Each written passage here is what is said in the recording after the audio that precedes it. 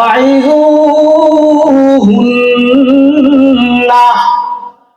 ফিতনাবাজ তিন নারীর মধ্যে যে দোষ আপনার নারী বিবির মধ্যে আছে, তাকে এক নম্বর কাম হলো ফাইযুহুন্না। আল্লাহ রাব্বুল আলামিন বলেন তাদেরকে তোমরা উপদেশ দাও, বেগানা পুরুষের সঙ্গে যেন কথা না বলে, অশ্লীল গালমন্দ যেন না বলে, লানত যেন না দেয়, অভিশাপ যেন ছেলের প্রতি না করে, মেয়ের প্রতি না করে, স্বামীর প্রতি না করে, এলাকার মহিলাদের সঙ্গে যেন গন্ডগোল না করে।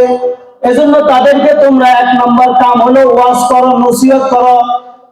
আল্লামা জালালউদ্দিন সুয়ুতী রাহমাতুল্লাহ আলাইহি বলেন ফাখাযিফুহুন্না মিনাল্লাহ, তাদেরকে আল্লাহর আযাব গজবের ভয় দেখাও, এক নম্বর কাম। তো আযাব গজবের ভয় দেখানোর পরে যদি তারা ফিরে যায়, তাহলে দ্বিতীয় পন্থা অবলম্বন করার দরকার নাই। ওয়াজ নসিহত বহুত কিছু করি কিন্তু ফিরে না।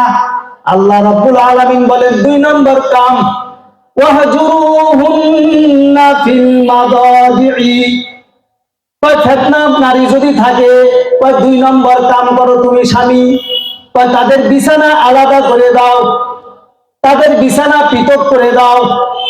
ইতাজিলু ইলা ফিরাশিন আখারা ইন আযহারনান নুশুজা। আল্লামা জালালউদ্দিন সুয়ুতী রাহমাতুল্লাহ আলাইহি বলেন তোমরা আলাদা বিছানায় তোমরা বসবাস করো, যদি তাদের অবাধ্যতা প্রকাশ পায়। আলাদা বিছানা করো তার মানে এক রুম থেকে আরেক রুমে চলে যাবে, নিজের বাড়ি থেকে কি দাদার বাড়ি চলে যাবে, খালার বাড়িতে চলে যাবে, ঢাকায় চলে যাবে না, এই কাজগুলা করা যাবে না। আলাদা করো মানে স্ত্রী যদি খাটে থাকে তুমি নিচে থাকো, আর স্ত্রী যদি নিচে থাকে তুমি খাটে থাকো, ঘর থেকে বাইরে হও না। কারণ বর্তমান যুগ তো খারাপ, অকেনেস ঘটাই দিতে পারে। কি বলেন ঠিক কিনা? রাত করে বাড়ি থেকে বাইরে চলে গেলেন, ফট করে দরজা আটকাই দিবে, দেখবেন বিবি মাথা গরম, টেনশন, চলে গেছে, ঠিক আছে দেখাচ্ছি মজা। দরজা এখন ভাঙিয়ে, জানালা ভাঙিয়ে আবার ঢুকতে হয়, দেখি তো কি অবস্থা, মরে গেলে তো আরেক বিপদ। এজন্য আলাদা করার অর্থ এটা নয় তুমি বাড়ি থেকে চলে যাবে, তুমি আরেক বাড়িতে আত্মীয় বাড়িতে যা থাকবা এমন নয়, একই ঘরের মধ্যে থাকো কিন্তু আলাদা, সেপারেট, 10 হাত 5 হাত এরকম ভাবে থাকো, তাও দেখো ঠিক হয় কিনা।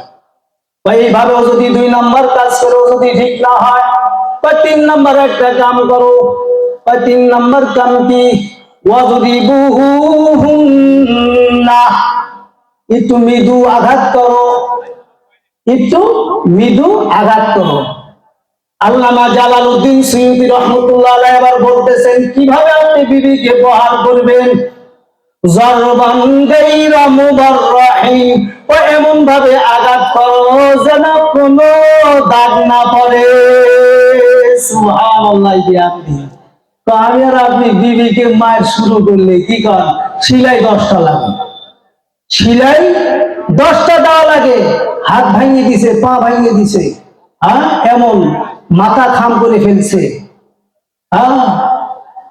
মুখ যেখানে আঘাত করা নিষেধ ওই মুখের মধ্যে আঘাত করছে, কেটে দিছে।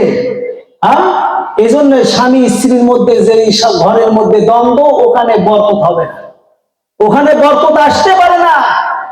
মারামারি ধরাধরি 3 বাড়ি তারায় নিয়ে গিয়ে মারে। আর এখন তো কোম্পানি ধারে আছে, মাইরে দেখো আগামীকাল যা কোম্পানি ভর্তি হবো, প্রাণ কোম্পানি ধারে আছে, তোমার বাহাদুরি দেখাও না, কিশোর ধারে আছে, অত্যাচার করবে, কথা যদি না মানো তাহলে ওই যে কোম্পানি দিয়ে ভর্তি হব। আর কোম্পানি দিয়ে যারা ভর্তি হয়, যে স্বামীরা অকর্মা স্বামী, অকর্মা যারা কাজকর্ম করে না, তাদের বিবি আজকে কোম্পানিতে যায় অকর্মা। কারণ কি? আল্লাহ নির্দেশ দিয়েছেন ভরণ পোষণের বিবিদের জিম্মাদারি কার? স্বামী। তাহলে স্বামী যখন পারে না, বিবি তখন কোম্পানিতে যাবে, কিশোরে যাবে। এজন্য নিজে এরকম ভাবে মজবুত হইতে হবে যে আমার বিবিকে আমি পর্দার মধ্যে রাখবো, পর্দার মধ্যে রাখলেই কোনো বিপদ আসবে না, অন্য ছেলের সঙ্গে সে তার রিলেশন হবে না, তার অন্য কোনো কুকর্ম ধরা পড়বে না। আর তাছাড়া অ্যাক্সিডেন্ট হওয়া স্বাভাবিক, এজন্য হিসাব করে চলতে হবে। পজিটিভ হুন্না 3 নম্বর কাম করো, মৃদু আঘাত করো। 3 নম্বর কামও যদি না হয়, 4th নম্বর একটা কাজ করো। 4th নম্বর কাম কি? 4th নম্বর কাম হলো স্বামীর পক্ষ থেকে একজন, মেয়ের পক্ষ থেকে একজন, তারা বসে কি করা যায় সিদ্ধান্ত নেবে। সিদ্ধান্ত যদি মনমতো হয় তাহলে এর উপরে অটল থাকবে। ওই সিদ্ধান্ত যদি বিবি না মানে, স্বামী না মানে, 5 নম্বরে যায় দাও তালাক। 5 নম্বর তালাক দাও। এর আগে এগুলি কাজ করা যায় না। এজন্যই আমাকে আর আপনাকে ভালো হইতে হলে কোরআন সুন্নাহ অনুযায়ী জিন্দেগি যাপন করতে হবে।